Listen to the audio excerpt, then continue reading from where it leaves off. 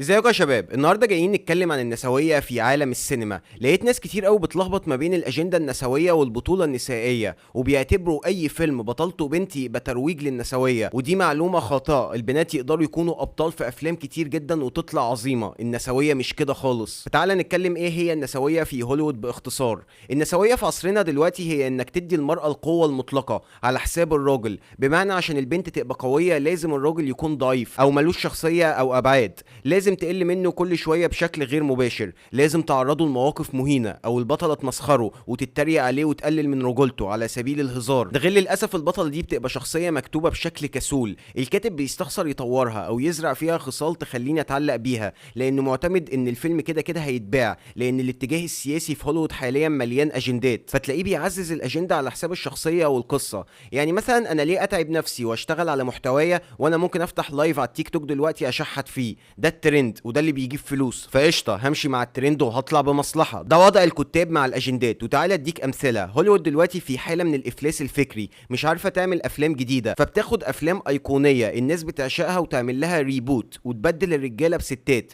وكده كده الفيلم بايع نفسه على حس الفيلم القديم. عندك مثلا فيلم مين ان بلاك بطوله ويل سميث وتومي لي جونز. الاوريجين ستوري بتاعت ويل سميث ان ابوه مات وهو طفل، ده خلاه يجيله صدمه ويكبر يبقى ظابط زي ابوه، طول حياته عايز يخلي ابوه يفتخر بيه، بيتجاوز الحدود، متمرد، بيفكر قبل ما يقول كلمة حاضر، مش خروف، ذكي جدا ومتمرس من مهنته ومجتهد. مع الوقت منظمة مين ان بلاك اللي هم بيحافظوا على استقرار الارض وسط الفضائيين بيستدعوه وبيحطوه في اختبار، بيبهرهم بذكائه وبيبقى اخيرا واحد منهم، وشريكه بيكون تومي لي جونز، شخص منطوي مش بيتكلم كتير، يعتبر لغز كده محدش عارف اصله وفصله، وده بيضيف للقصة لانه بيديك حتة غموض وكاريزما بتدي نكهة للفيلم. ده غير انه عكس ويل سميث في كل حاجة، وده مخلي كميتهم حلوه قوي سوا. ويل سميث بياخدوا قدوه وبيبتدوا هما الاتنين يخشوا في عالم الفضائيين، بيهزر معاه بس عمره ما قل منه او ما ادالوش احترامه. هما الاتنين بيكونوا دويتو حلو بلغز مشوق وشرير لذيذ. الفيلم ده نزل سنه 2002. تعال بقى نخش على النسخه النسائيه او النسويه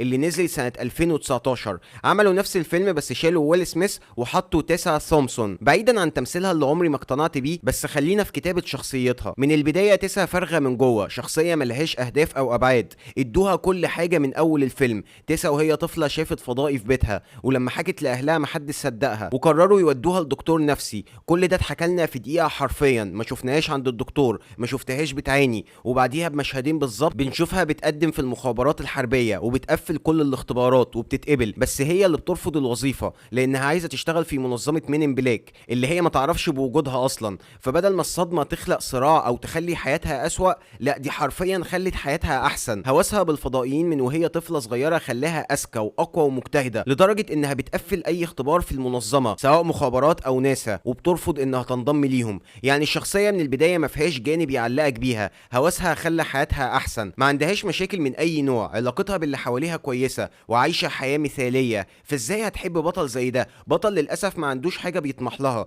او بيعاني من اي مشكله، كل اللي عنده انه مهووس، وهوسه ده اساسا افاده في حياته. المهم بتكتشف المنظمه بتاعت مين ان بلاك بالصدفه، لان الكاتب ملقاش اي طريقه تخليها تنضم ليها غير انها تكتشفهم بالصدفه البحته. ولما بتستعمل الصدفه كوسيله لتحريك القصه، اعرف انك بتفشل يا معلم. بتنضم للمنظمه ومن اول يوم بدون اي تدريب بيعينوها في مهمه جنب كريس هامسورث اللي واخد مكان تومي لي جونز، وما شاء الله من اول مهمه بتبان انها جامده فشخ، بتهزم كل الاشرار، عبقريه لدرجه انها حرفيا اخترعت سلاح عشان توقف الفضائيين، وحلت لغز آلة اول مره حد يشوفها في العالم ده، اللي هو بصت على الآلة وعرفت غرضها ايه. يعني تسا من اول يوم كانت جامده وبتخترع اسلحه وبتحل الغاز من غير معرفه مسبقه بالحاجات دي. ليه؟ عشان هي بنت، فاكيد عارفه اسرار الكون، يعني مش محتاجه تفكير. عكس ويل سميث اللي من اول مهمه ليه كانت فوضويه، كان بيعك كتير، مش عارف يتصرف، مش عارف يستخدم الاسلحه، وكان هيقتل زميله بالصدفه. وده طبيعي لانه اول مره يشوف العالم ده، لسه بيفتح الباب وبيعرف اسراره، لسه مبتدئ بيتعلم، وانت بتخوض معاه رحله التطور دي فبتتعلق بيه اكتر. اما تسا فالكتاب حرموها من رحله التطور وادوها كل حاجه في الاول، فبقت شخصيه مقيته ميته ملهاش جانب عاطفي تتعلق بيه،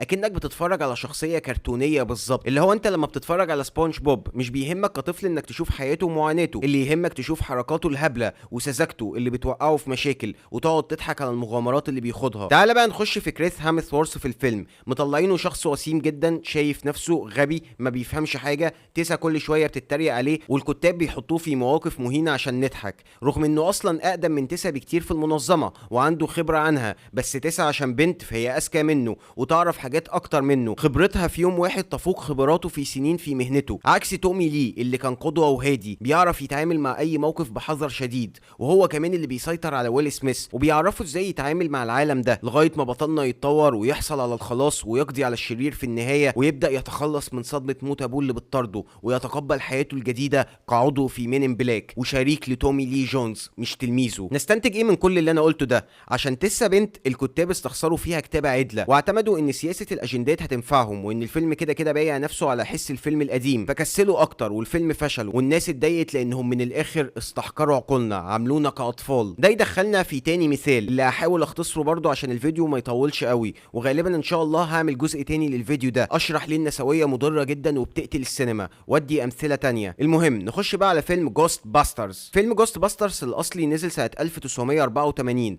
بيتكلم عن 4 اصدقاء منهم 3 عملاء وصديقهم الشجاع الاسمر، الاربعه بيطردوا من شغلهم فبيقرروا يشتغلوا في صيد الاشباح. جوست باسترز النسوي نزل بعدها ب30 سنة وبيحكي نفس القصة تقريبا، بس بدل من 4 رجالة فهم 4 بنات. في الجزء الاول بنشوف ايجون عالم ذكي بيفهم اللي بيقوله، طول الوقت بيشرح نظريات، بيوري لك انه عنده فضول، بيكتشف حاجات جديدة وفاهم بيعمل ايه. مشكلته الوحيدة انه متوحد، بيحب القعدة في المعمل اكتر ما يخرج مع اصحابه لمواجهة الاشباح، وده مخليه دايما مش مرتاح وبيغلط وبيعمل حركات هبلة بتضحكك عليه وبتديله بعد للشخصية. تعال ناخد المقابل ليه بقى في الفيلم النسوي. دي ايرين عالمة ذكية جدا بس خجولة، ذكائها ده مش بيظهر نهائي في الفيلم، بنشوفها زي البلهاء فاتحة بقها وزمايلها بيخترعوا الاسلحة اللي هيواجهوا بيها الاشباح وهي مش فاهمة الكلام على ايه. بنشوف الشخصيات كل شوية يقولوا لنا قد ايه هي ذكية، قد ايه هي عبقرية، ومع ذلك مع مواجهة اول شبح بصت على تعبيرات وشه واستنتجت بتعبيرات الوش دي انه مسالم. ظهرت اول مشهد وراها سبورة بيضة مليانة مسائل رياضية مكتوبة غلط وحلها برضو غلط، وكل شوية خايفة وانسكيور، وشخصيتها للأسف اعتمادية على غيرها مش مستقلة. طب اللي بعده عندنا بيل موراي رئيس الفرقة دي في النسخة القديمة، شخص غير مبالي بيحب المخاطر، ما عندوش اهتمام بالحياة، ذكي وكاريزما وقادر يحتوي أصحابه في المواقف الخطرة، ودايما بيقول أحلى الإفيهات في الأوقات المناسبة، اللحظات اللي تستدعي كوميديا وبتضحك بجد. في المقابل بقى في النسخة النسوية عندك جيليان عبقرية بس هبلة، شخصية كرتونية، تعبيرات وشها كأنها طالعة من عالم لوني تونز، بتوفر رياكت، دايما بتحاول تبالغ قوي في تمثيلها، بتتغابى كتير قوي لدرجة ان ده بيتعارض مع كونها عبقرية، مفيش حد عبقري بيعمل الهبل ده، بترغي طول الوقت، دايما بتشرح كل حاجة في الفيلم، كل مشهد بيتشرح لنا اكننا اطفال مش هنفهم من نفسنا، والاسوأ من كل ده ما عندهاش لحظات مناسبة للكوميديا، الكتاب خلوها تقول افيهات طول الوقت، نكت كرينجي، وده بيضيع من جدية الموقف. احيانا في الافلام الكوميدي بيبقى فيه لحظات مؤثرة، لحظات جد ضرورية عشان اللي بيتفرج يندمج مع الحدوتة، النكت الكتير طول الفيلم بتضيع ده وبتحسسك انك بتشوف سكتش او مسرحية مش فيلم. التالت ري الشخصية المساعدة في الفيلم، دوره انه يوفر جو عائلي، بمعنى هتلاقيه دايما صاحب صاحبه ذكي زيهم بس ما بيعليش عليهم عشان ما ينفعش يبقوا كلهم شبه بعض، وجوده محوري لانه يعتبر زي الوصلة اللي بتربط الفريق ببعض. طب النسخة النسوية عندك ميليسا اللي تعتبر هي جيليان بغبائها وافهاتها الكرنج، بس المرة دي تخينة، بمعنى اننا نقدر نستغل جسمها في المشاهد الكوميدي الجسدية، نقلبها نرميها نخلي الاشباح يلعبوا بيها الكورة نضربها قلمين، شخصية ملهاش اي ميزة غير انها مليانة فنقدر نطلع افهات من جسمها، حاجة شبه ويزو كده في مسرح مصر. ودايما النكت اللي بتطلع من التنمر على الناس المليانة مش بتبقى مضحكة، او على الاقل بتضحكك لمرة واحدة وبعديها بتقلب مبتذلة وبتقول لنفسك كفاية حلب كده بقى تنمر. اخر واحد عندك وينستون الاسمر في النسخة الاصلية، وده الشخص الاسمر الطبيعي في الفريق، بمعنى ان كلهم علماء، كلهم متوحدين مش بيختلطوا بالناس، كلهم اذكياء عقليا بس ما عندهمش ذكاء عاطفي، يعني من الاخر مش ناضجين. اما هو فبيمثل الناس العادية، الناس اللي اول ما بتخش عالم الخوارق ده وبتتصدم من اللي بيحصل، دايما بيسأل وبيحاول يفهم، بيشارك صحابه في الرأي، وعشان عنده خبرة في الشارع فبيختصر عليهم مسافات كتير، وبيقدر يستغل انه ابن شارع ويطلعهم من مشاكل عادية بتحصل لكل الناس هم ما يقدروش يطلعوا منها عشان مش ناضجين. الجانب النسوي بقى معلم، عندك بيتي بنت شارع برضه بس حرفيا ده ما خدمش القصة في حاجة، صوتها عالي جدا جدا جدا، سرسجية ومش متعلمة،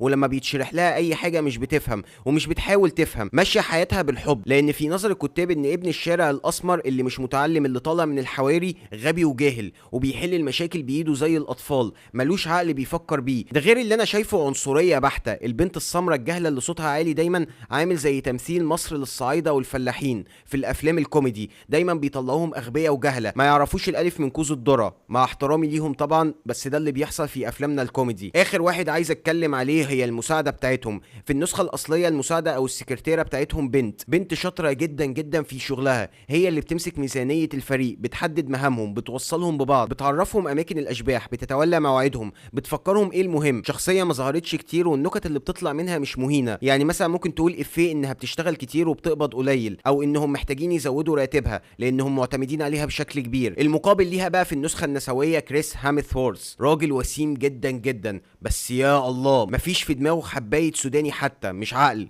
مثال حي للمرضى العقليين اللي بنشوفهم بيريلوا في الافلام، اللي هو غبي لدرجه ان دور واحد من علي ربيع في اي عمل يحسسك انه اينشتاين قدامه. وده برضه ستيريوتايب ان الراجل الوسيم لازم يبقى غبي، حتى مهامهم اليوميه ومواعيدهم مش عارف يتولاها، مش عارف حتى ينظم المكان او يرتب المعمل. طبعا هم طلعوه بالغباء ده عشان اصلا الشخصيات البنات كلهم اغبياء، فلازم الراجل يكون اغبى منهم. فازاي تكتب شخصيه تعلي على حد في الغباء غير انك تخليه انسان بذكاء قرد، مع اني استبعد حتى انه في الفيلم ده كان عنده ذكاء قرد حتى. بس كده انت عندك النسخه الاصليه شخصيات مميزه، كل واحد فيهم منفرد بحاجه، ليه دور في الاحداث، قصه مترابطه وحبكه متعمقه في اطار كوميدي، مليانه مغامرات بتخليك تستمتع وتطلع من تجربه مختلفه وفريده في زمن كان صعب تعمل فيه افلام زي دي، لان ساعتها المؤثرات البصريه ما كانتش احسن حاجه، فطلع حلو وكلاسيكي. اما هنا عندك شخصيات ثنائيه الابعاد، كلهم شبه بعض، محدش فيهم بيحرك القصه، لا القصه بتحركهم. شخصيات سلبيه ممتزجه بكاتب مش عارف عايز يحكي ايه، هل دي مغامره ولا قعده نسوان بيحبوا الرغي ولا فيلم كوميدي ولا فيلم موجه للاطفال، مع شويه مؤثرات بصريه رخيصه متوهجه بلمبات النيون وحاجات كتير قوي بتحصل في نفس الوقت، لدرجه انك مش عارف هل انت بتتقدم بالحبكه ولا بتلف وتدور، اكننا في ملاهي مش في قصه ليها بدايه ووسط ونهايه. ده غير طبعا لازم يكون في محاولات للتقليل من الراجل عشان البنت تبقى اقوى واذكى، وكده كده الفيلم هيبيع نفسه على حس الفيلم الاول، على الاقل نبقى مشينا مع السياسه والاجندات عشان محدش يكنسلنا حتى لو الفيلم وحش. وطبعا زي مين ان بلاك الفيلم فشل ذريع سواء تجاريا او فنيا. هي دي النسويه في عالم الافلام.